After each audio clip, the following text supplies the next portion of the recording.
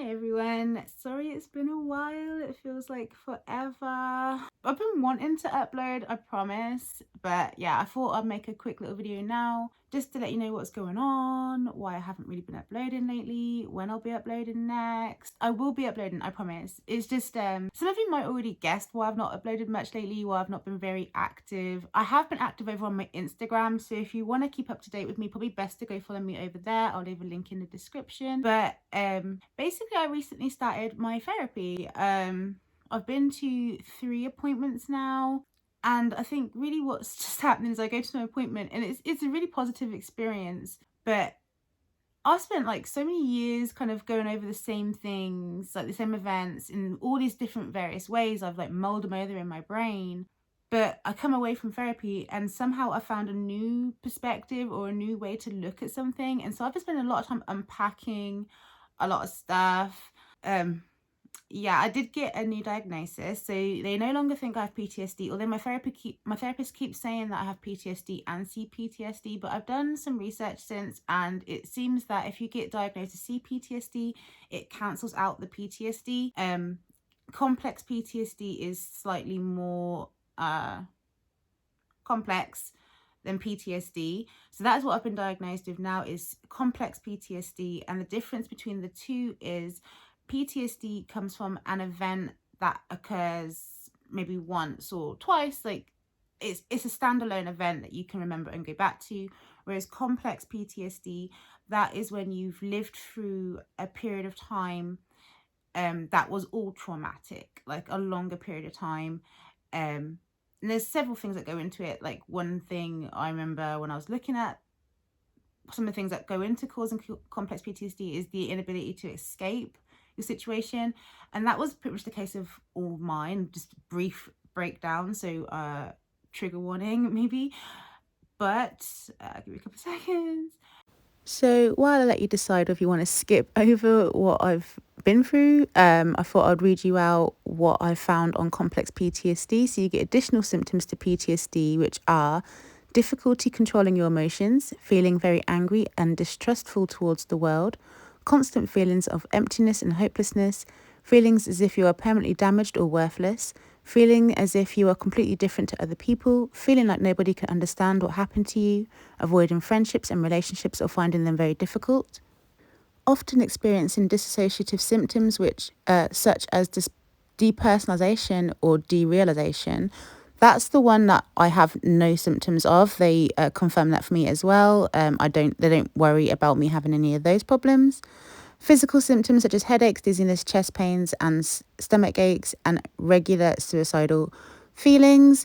In regards to the last one, I guess I do fall into that category, but it's not something I ever think of actually actioning. It's more of a wishing I wasn't here. Now, this page, what causes complex PTSD, kind of put me through a loop because the last part of it, I literally fall under every one. I feel like such a basic bitch that I'm so like textbook, but basically, types of traumatic events that can cause complex PTSD include childhood abuse, neglect, and abandonment. Check. Ongoing domestic violence or abuse. Check. Repeatedly witnessing violence or abuse. No. Being forced or manipulated into prostitution, trading, sex. Not exactly, but maybe at some point I'll explain some things that went on with me and my ex. That would kind of fall into that category. Torture, kidnapping, or slavery, no. And being a prisoner of war, of course not. I've not been in any war. But this is the part that got me. You are more likely to develop complex PTSD if you experienced trauma at an early age, the trauma lasted for a long time, escape or rescue were unlikely or impossible, you have experienced multiple traumas, or you were harmed by someone close to you. Literally every single one applies to myself. But I was basically raised in a cult, and then I had some sexual abuse that was prolonged, and then I was with an abusive partner as well. And amongst that, I did have some other events that would be traumatic. Like I had my dad beat me. I also had periods of neglect as well from my mother, which would have been, again, I guess that would go into the complex side of things. And then I had other sexual assault as well, which would just be an event. So yeah, I've got a lot going on. And I've always known that that is not a surprise. I've just, like, up until I had kids, I just felt I dealt with it. I didn't think I had anything to deal with. I kind of thought, no, I'm fine. These things happened. I'm moving on. But what I've started to realize is that I managed to move on from the previous one because I was in a new one. So I'd go from one traumatic event into another one, and so I would forget about the old one. Not forget, but it wasn't a priority anymore for me to have to survive through, so I'll be prioritizing something else. So I've just been like very distracted. Distracted is a really good word for what I'm going through right now. A lot of things going on in my head in general. Not everything is bad either. There's some things I've found out from going to therapy that are kind of positive, and I'm leaning into it a little bit more. I can't remember which one it is. There's hypersensitivity and hypersensitive. I think I'm the hypersensitive one. People touch me, I will jump. Sounds, it's just hard. I remember deal with things. I'm fine with watching people eat on TV, but if someone's eating next to me, but one thing I've always liked is like singing and dancing and music, and I often get a lot of euphoria when I listen to music or sing to music. And also now when I skate, I sometimes get euphoria when I'm skating. So I've been doing a lot more skating lately, a lot more listening to music, because I can't concentrate on watching something that has like a storyline anyway. So I'm just listening to a lot of music and just kind of like being within myself a lot.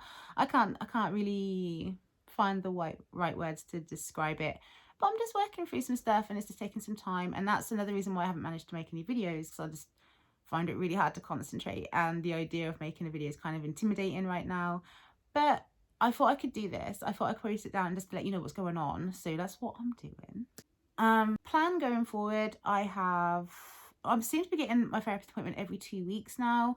I also got a letter yesterday saying that I've got an appointment for a video appointment for my Asperger's assessment, which are really good, because they said that part of the reason why I might have had trouble getting help in the past for my mental health, although they haven't really tried that hard in the past, but the reason why CBT might not have worked very well was because if I do have Asperger's, sometimes it doesn't work with people with CBT doesn't always work with someone with Asperger's, so it would help with treating my mental illnesses if I know. So I don't really care if I have Asperger's. I feel like I probably do. People have often said it to me. If anything, I kind of find it is like I have like special little qualities that not everyone else has. So, you know, I don't see it as a problem at all. But if it's gonna like interfere with treatment, then I need to know so that can be dealt with. And that's all that's about. They have put me on some sleeping pills, which do not work for Toffee.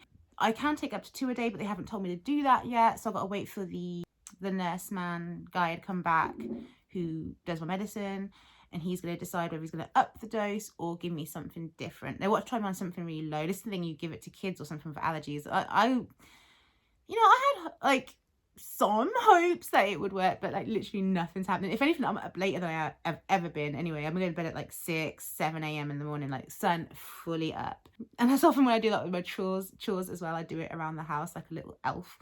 Like, I don't know. I'm weird, okay? I'm just weird. After they've got me settled on my sleeping tablets, because I feel that's probably, they gave me a choice of what, anxiety tablets or sleeping tablets, and I thought, well, if I get some sleep, that might help with the anxiety anyway as a byproduct, so I thought I'd do that. But obviously the sleeping thing is taking a bit longer because it doesn't work. After that, then they're going to be working on my anxiety tablets. And after my last appointment, they have decided to transfer me over to a specialist mental health team who deal with complex PTSD. I had like a test, I guess, to tell them so they could figure out what was wrong with me, and I scored really high.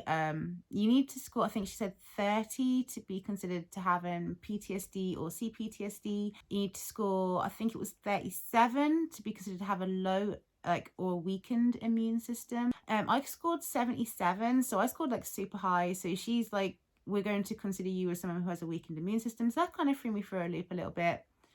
But, you know, I'm getting over that one. I'm kind of getting used to the idea. I mean, it's not a massive shock. I do get sick a lot, so it does make things make sense.